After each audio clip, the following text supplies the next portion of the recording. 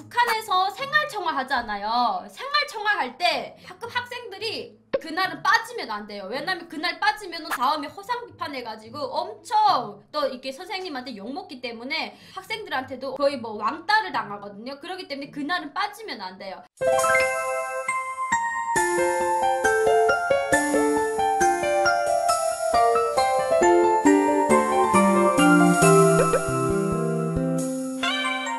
생활청화 시간에 그 생활청화를 총 지휘하는 분단위원장이라던가 사론총 비서가 있어요. 그러면 그 친구들한테 초코파이 한 2개 정도 딱 주면은 시간을 빼줘요. 그리고 안 욕먹게끔. 그리고 이번에 이런 거 있는데 니네 이런 거에 대해서 이렇게 이야기해라. 이렇게 다 알려주거든요. 그 가이드란을. 그래서 저희가 이제 참고를 하는 거지. 북한은 비리입니다. 그리고 다 뇌물이에요. 북한의 초코파이 위력은 이루 말할 수가 없어요. 그리고 북한은 매주 토요일마다 그리고 또 이제 월 생활총화라고 해가지고 월에 한 번 그리고 연간 생활총화라고 해가지고 이 연간의 총 책임지는 총총화하는 그런 생활총화 세 부류로 나누거든요. 주동맹 생활총화는 주마다 하는 거, 그리고 월동맹 생활총화는 월마다 하는 거, 그리고 연간 생활총화는 연에 한 번 하는 생활총화. 이게 딱 세 가지로 나눠요. 근데 북한에서 이렇게 생활총화 할 때마다 북한 학생들과 북한 젊은이들, 북한에 계시는 모든 북한 주민들은 이 생활총화에 대해서 스트레스를 엄청 받습니다. 제가 그러면 오늘 우리 시청자분들이랑 생활총화 시간을 한번 가져보도록 할게요. 먼저 선생님 한송이가 단상에 책상과 의자에 이 세트를 해놓고 지시봉을 딱 이렇게 들어요. 오늘 선생님이랑 학생을 다 이렇게 역을 해야 돼가지고 매우 힘든 상황입니다, 여러분들. 한송이 선생님한테 먼저 인사를 합니다.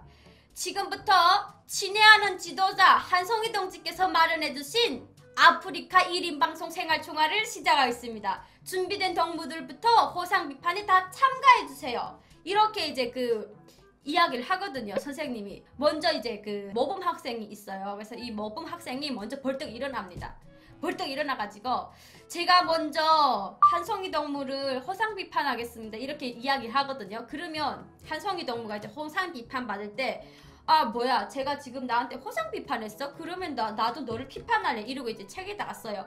갓나 새끼 네가 나를 비판했구나, 내가 너를 비판해 주리라. 이렇게 이제 이게 마음을 앙심을 품거든요. 근데 이렇게 하는 이유가 뭐냐면 이렇게 서로의 악감정을 키워가지고 서로가 서로를 이렇게 감시를 하게끔 만드는 것 중에 하나가 바로 생활총화에 있다라고 생각을 해요. 그래서 이 생활총화를 하면은 서로의 그 감정만 상하거든요. 그래서 그 감정만 상하면은 네가 잘못한 걸 내가 계속 감시를 해가지고 그거를 이제 끄집어냅니다.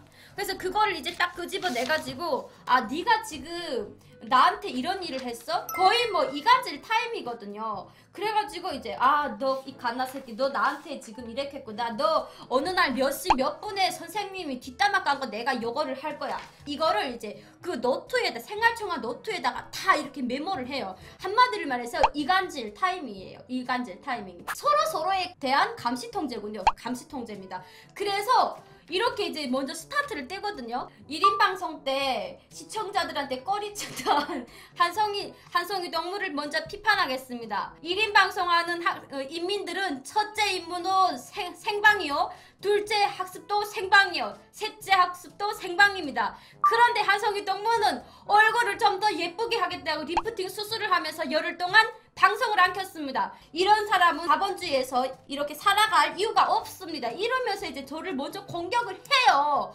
여러분 상대방한테 이유 없이 욕먹고 공격당해봐봐 얼마나 기분이 저천 같은 줄 아세요? 진짜 그야말로 끝나요. 한송이 동무 일어나세요 이러면 제가 또 이제 일어나야 되거든요. 그래서 욕먹는 것처럼 해야 돼. 이렇게 머리를 푹 숙여야 돼. 이렇게 머리를 안 숙이고 꼿꼿하게 이렇게 들고 있잖아요. 그러면 선생님이 뭐라고 한 줄 알아요? 야 네가 뭘 잘했다고 그래, 머리 숙여 이렇게 이야기하거든요. 그러면 머리 숙이지 않고 두들 이렇게 내렸다 감아요. 그럼 선생님이 의견 있니? 이렇게 물어봅니다. 그러면 내 의견 있습니다 이렇게 반박을 하면 안 돼요. 선생님 말은 곧 법이고 선생님 말은 곧 명령이고 선생님 말을 안 듣는 즉시에 당에 대해서 불신으로 여기기 때문에 절대로 이거 안 들으면 안 돼요. 무조건 들어야 돼. 그래서 절대로 불신이 없이 죄송합니다. 잘못했습니다. 잘못했습니다. 다시는 안 그러겠습니다. 이렇게 싹싹 빌어야 되거든요. 이게 바로 북한식의 생활총화입니다. 저는 다른 건 다 모르겠는데 이유 없이 욕먹을 때 그게 너무 기분이 나빴어요. 이제 저 한국에 와가지고 한국에서도 생활총화랑 학습회 하는 줄 알았거든요. 한국은 생활총화 학습회 절대로 안 합니다. 안 하고, 그리고 너무 좋은 게 뭐냐면 심지어 내가 공부 시간에 하겠음 하고 말겠음 말고 아예 신경을 안 쓰더라고. 온 사람만 배워주더라고요. 너무 썩흥한 거지. 탈북민들이 대한민국에서 가장 놀라는 것 중에 하나가 학습회 안 하고 생활총화 안 하고 누구를 공격 안 하고 회사 나가잖아요. 회사 나갔다가 만약에 그 사장님한테서 이야기하고서 제가 이제 그 사이에 안 나갔어요. 그래도 데리러 안 오는 거. 대신에 그 안 나간 그 시간대에 돈은 매우 깎이는 거죠. 그래서 이게 자본주의와 북한 그 독재식 사회주의 이거를 놓고 볼 때 저는 너무 신선하고 좋은 거 있죠. 이유 없이 욕한 사람을 비판할 수 있나? 있어요. 있습니다. 무조건 비판할 수가 있어요. 어떻게 비판하냐면 그 친구가 저를 이렇게 욕했어요. 저를 이렇게 비판했어요. 그러면 제가 이제 제 타이밍이 오거든요.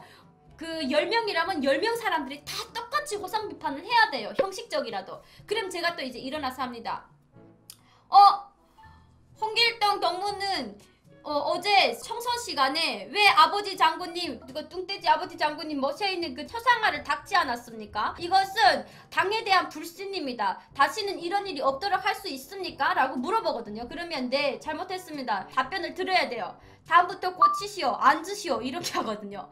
그래서 그런 생활총화 그를 통해서 아마 북한 체제가 이렇게 운영이 되지 않나라고 저는 생각을 해요. 북한에 대해 잘 알려진 게 없기 때문에 한국에서는 공산주의도 낭만이 있다라고 착각하는 사람이 많아요. 근데 여러분, 대한민국이니까 그 착각도 자유라고 저는 생각을 해요. 북한은 지금 자본주의예요. 북한 주민들은 무조건 자본주의예요. 체제는 자본주의 아니고 독재주의지만 북한 주민들은 자본주의거든요. 근데 그 자본주의를 나는 알아. 근데 이 자본주의를 표출할 수가 없어요. 만약에 내가 북한에서 야 이거 자본주의 너무 좋다 이렇게 표출하는 순간에 저는 이제 똑같이 이 생활총화 시간이라든가 학습회 생활총화 시간이라든가 이런 시간에 다소 그 이야기 한마디를 했다라고 해서 전체한테 이제 공격을 받는 그런 경우가 있거든요. 그렇기 때문에 절대적으로 말하면 안 돼요. 표출할 수 없습니다. 그러니까 어떻다? 자유가 없다 이거지. 북한 학교들도 한국처럼 아침 조회 하나요? 교장이 예 마지막으로 무조건 합니다.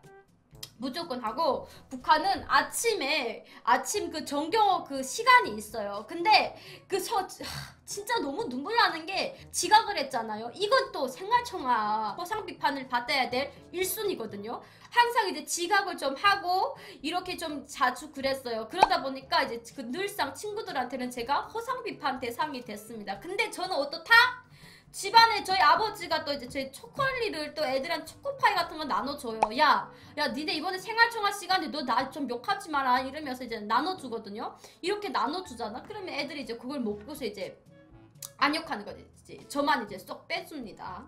그리고 북한은 정말 조금 뭐든지 다 공격적이에요. 그래서 어떤 분들은 북한 분들을 만났을 때 북한 분들 너무 세다.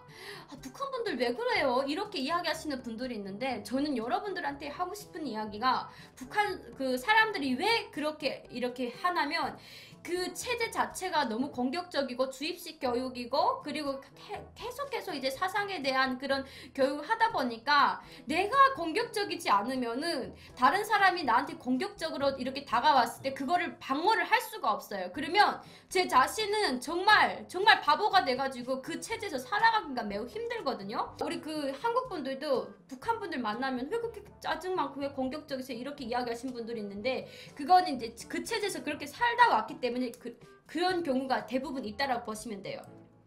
만약에 북한도 학습회라든가 생활총화라든가 이런 게 없고, 그리고 북한 주민들도 자유롭게 산다 이러면은 상대방한테 공격적으로 다가가진 않겠죠. 만약에 나중에 남과 북이 뭐 이렇게 하나가 되던, 뭐 이렇게 교류가 되던, 통일이 되던 그런 그 일이 있을 때 우리 그 한국 분들은 북한에 가서 상처를 안 받았으면 좋겠어요. 왜냐면 그 괜히 북한 주민들이 그런 건 아닙니다, 그거 하지 마시오 이렇게 이야기하면은 괜히 이제 상처받는 분들도 있거든요. 이 말투 하나 때문에. 북한 분들 보면은 딱딱하고 거친 표현 쓰는 분들 많아서 항상 이유가 궁금했어요.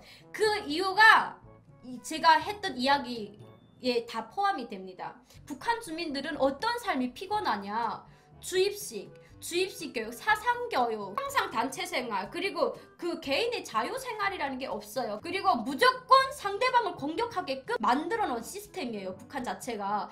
그 이제 월드컵 그 경기를 평양에서 치렀잖아요. 그때 손흥민 선수가 인천공항에 내려가지고 인터뷰했던 내용이 너무 마음이 아팠어요. 선수들이 너무 공격적이더라. 그래서 너무 놀랬다. 북한은 그런 거친 표현을 보여줘야 됩니다. 그런 거친 표현을 안 보여주잖아요. 그러면은 열심히 안 하는 걸로 이렇게 찍혀가지고, 한마디를 말해서 여러분들이 쉽게 아는 그런 아우지 탄광 아니면 단련대 아니면 혁명화라는 걸 먹어요. 그만큼 김정은한테 잘 보여야만이 내 목숨도 살 수 있겠다라고 생각을 해서 살기 위한 몸부림이 아닐까라고 저는 생각을 해봐요.